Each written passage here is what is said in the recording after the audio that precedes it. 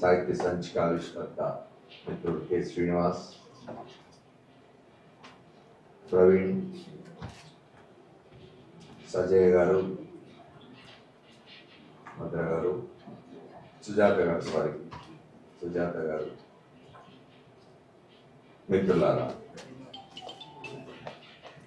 ప్రజాతంత్ర సాహిత్య సంచిక అనగానే నాకు గతంలో మేము తీసుకొచ్చిన 2 సాహిత్య సంచికలు గుర్తొస్తాయి. ఆ సాహిత్య సంచికలు గుర్తు రావడానికి కారణం ఏంటంటే చాలా వివాదం జరిగింది వాటి మీద.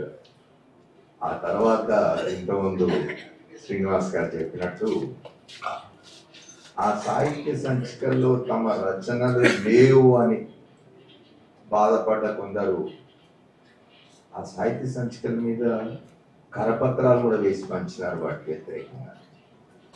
వాటి మీద మేము సభ పెట్టి వివరణ కూడా ఇవ్వాల్సి వచ్చింది బషీర్బాగ్ ప్రెస్ క్లబ్. అంత వివాదాస్పదమైనవి అంటే అదంత బాగున్నాయని అర్థం. దానికి ఏ రోజునైనా కె శ్రీనివాస్ని, కదిర్ని అభినందించాలి. వారే బాధ్యులు, వారిద్దరే సంపాదకులు ఆ సాహిత్య సంచికలన్నిటికీ. పత్రికకు నేను సంపాదకుడిగా ఉన్నా నాకు వాటితో ఏం సంబంధం లేదు, ఇంకా నాకు సాహిత్యంతో సంబంధం లేదు.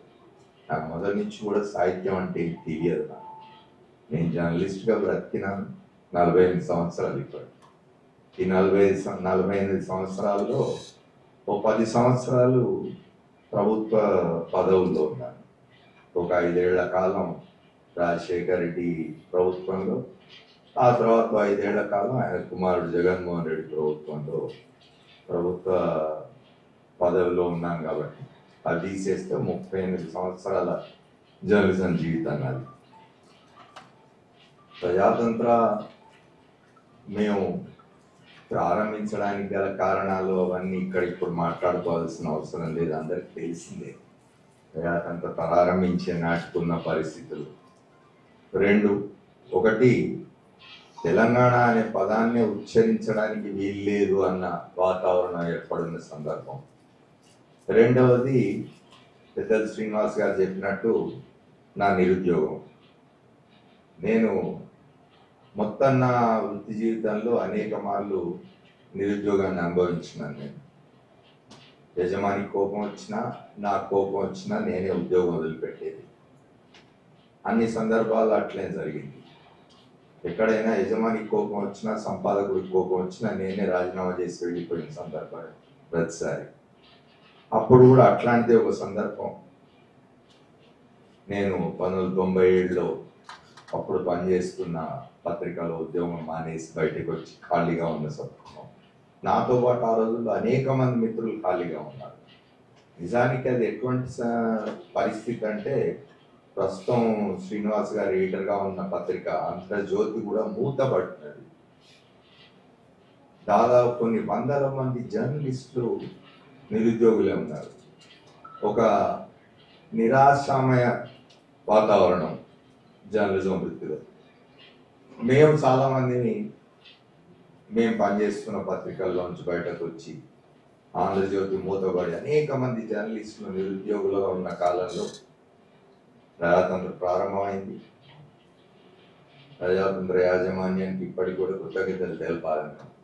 ఎందుకంటే మాలాంటి నిరుద్యోగ జర్నలిస్టులందరికీ ఆనాడు ఉపాధి కల్పించిన ప్రజాతంత్ర. అంతేకాదు, మళ్ళీ ఆంధ్రజ్యోతి పునఃప్రారంభం అప్పుడు ప్రజాతంత్రలో పనిచేస్తున్న వాళ్ళు దాదాపుగా అందరూ ఆంధ్రజ్యోతిలో చేరినారు. అప్పుడు యాజమాన్యం నా మీద కొంచెం తిరిగి వహించింది కూడా. ఈయన జర్నలిస్ట్ ట్రేడ్ యూనియన్ నాయకుడిగా ఉన్నాడు కాబట్టి జర్నలిస్టులందరినీ ఆ పత్రికకు పంపించేస్తూ ఉన్నాడు. ప్రజాతంత్రం ఎట్లా నడవాలి అని యాజమాన్యం కొంచెం నా మీద తిరిగి వహించిన మాట కూడా వాస్తవం. కానీ జర్నలిస్టులు వాళ్ళకు ఉపాధి, దానికి సంబంధించిన ఆలోచనలో ఉన్నారు కాబట్టి అర్థం చేసుకున్నది యాజమాన్యం కూడా. అట్లా ప్రజాతంత్ర తెలంగాణ కాస్ కోసమే కాదు, జర్నలిస్టుల పక్షాన కూడా నిలబడ్డది అని చెప్పడానికి చెప్తున్నాను. సాహిత్యానికి దీనికి సంబంధం లేదు, కానీ ప్రజాతంత్రం గురించి మాట్లాడాల్సి వచ్చినప్పుడు ఇట్లాంటి విషయాలు చెప్పుకోవాలి. సరే, నేను జీవిక కోసం అనండి, ఇతర కారణాల వల్ల అనండి, ప్రజాతంత్ర సంపాదకుడిగా లేను. కారణం దానికి ప్రభుత్వంలో చేరడం. 2004లో నేను అప్పటి ప్రభుత్వంలో ప్రెస్ అకాడమీ చైర్మన్గా చేరినందుకు ప్రజాతంత్ర వదిలేయాల్సి వచ్చింది. అప్పటి ప్రజాతంత్రను నిర్వహించే వాళ్ళు ఉన్నారు, ప్రజాతంత్ర నిర్వహణ సాగుతూ ఉన్నది కాబట్టి మళ్ళీ నేను వాపసు రాలేదు. అవసరమైతే వచ్చాను, కానీ అవసరం లేదనేది నాకు అర్థమైంది. ప్రజాతంత్ర బాగా నడుస్తూ ఉన్నది. అందరూ ఇంతకుముందు శ్రీనివాస్ రెడ్డి గారు చెప్పినట్టు, శ్రీనివాస్ గారు చెప్పినట్టు అజయ్ దాన్ని ఏమంటారు, తన భుజాల మీద, భుజస్కంధాల మీద ఆ భారాన్ని మోస్తూ ఉన్నాడు. మేము పెద్దగా ఆ భారాన్ని పంచుకుంటున్నది లేదు, భుజకీర్తులు తప్ప. ప్రారంభ సంపాదకుడు నేను ప్రారంభ సంపాదకుని కూడా కాదు, పునఃప్రారంభ సంపాదకుడు. ప్రజాతంత్ర అనేది ఎమర్జెన్సీ కంటే ముందు వేరే యాజమాన్యంలో నడుస్తూ ఉండేది. అప్పట్లో నేను విద్యార్థిగా ఉన్న కాలంలో ఆ ప్రజాతంత్రంలో అప్పుడప్పుడు వ్యాసాలు రాస్తూ ఉండేవాడు. మేము పత్రిక ప్రారంభించాలి అనుకున్నప్పుడు నాకు అది గుర్తొచ్చి, అప్పటి యజమాని, అప్పటికి అది మూతపడినది, ఎమర్జెన్సీలో మూతపడింది ఆ పత్రిక. చాలా పత్రికలు మూతపడ్డట్టే అది కూడా మూతపడింది. అప్పుడు అప్పటి యజమాని దగ్గరికి పోయి నేను అజయ్, మా ఇంకో సోదరుడు ఆయనతో మాట్లాడి ఆ పత్రిక టైటిల్ తీసుకున్నాం మేము. కాబట్టి దాని పునఃప్రారంభంలో నేను సంపాదకుడిగా ఉన్నాను. చాలా మందికి నిజానికి ఇంతకుముందు అందరూ మాట్లాడినారు. ప్రారంభ సంచిక ఇందిరా ప్రియదర్శిని ఆడిటోరియంలో మేము అప్పటి ముఖ్యమంత్రి చంద్రబాబు నాయుడు, మా ప్రవీణ్ చెప్పినాడు, చంద్రబాబు నాయుడు మిత్రుడని. జర్నలిస్టులకు రాజకీయ నాయకులు ఎప్పుడు, రాజకీయ నాయకులకు జర్నలిస్టులకు ఆ సంబంధం ఉంటుంది ఎప్పుడు కూడా. శాశ్వత మిత్రత్వం ఉండదు, శాశ్వత శత్రుత్వం ఉండదు. ఎందుకంటే జర్నలిస్టులు సమాచార సేకరణకు అవసరాల కోసం అని చెప్పి రాజకీయ నాయకులతో స్నేహం చేస్తారు.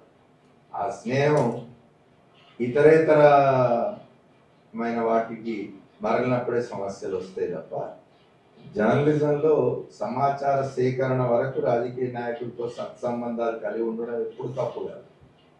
రాజకీయ నాయకులు కూడా జర్నలిస్టులను అట్లానే చూడాలి. నాతో స్నేహంగా ఉన్నాడు కాబట్టి నా గురించి అంతా మంచి రాయాలని రాజకీయ నాయకులు అంటే కూడా అనుకుంటే కూడా ప్రాబ్లం అవుతుంది. అట్లాంటి సంబంధాలే నేను కూడా నేర్పింది ఏ రాజకీయ నాయకుడితోటైనా. ఈనాటికి నాకు అట్లాంటి సంబంధాలే ఉన్నాయి రాజకీయ నాయకులతో, అట్లానే ఉంటాయి కూడా. జర్నలిస్టులందరికీ అట్లాంటి ఆరోగ్యకరమైన సంబంధాలే ఉండాలి రాజకీయ నాయకులతో. సమాచార సేకరణలో భాగంగా జర్నలిస్టులకు అవసరం ఉంటుంది. ఇదేమైనా ఆ రోజున పవన్ చంద్రబాబు నాయుడు కొంచెం బాధపడ్డమాట వాస్తవం. నా కోసం నేను పిలిస్తే వచ్చినాడు. ప్రారంభ సంచికలో మేము తేల్చుకొని రమ్మన్న తెలంగాణ అన్నాం. ఆ తర్వాత అనేక సందర్భాల్లో రాసినాం, ఇంకా వచ్చేవన్నీ తెలంగాణ రోజులే అని కూడా రాసినాం. అట్లా తెలంగాణ ఉద్యమం సాగినంత కాలం ప్రజాతంత్ర ఉద్యమంతో ఉన్నది. ఉద్యమాన్ని ముందుకు తీసుకుపోయే క్రమంలో, ఉద్యమం ఆటుపోట్లు ఎదుర్కొంటున్న క్రమంలో కూడా ప్రజాతంత్ర బలంగా నిలబడ్డది ఆ ఉద్యమంతో.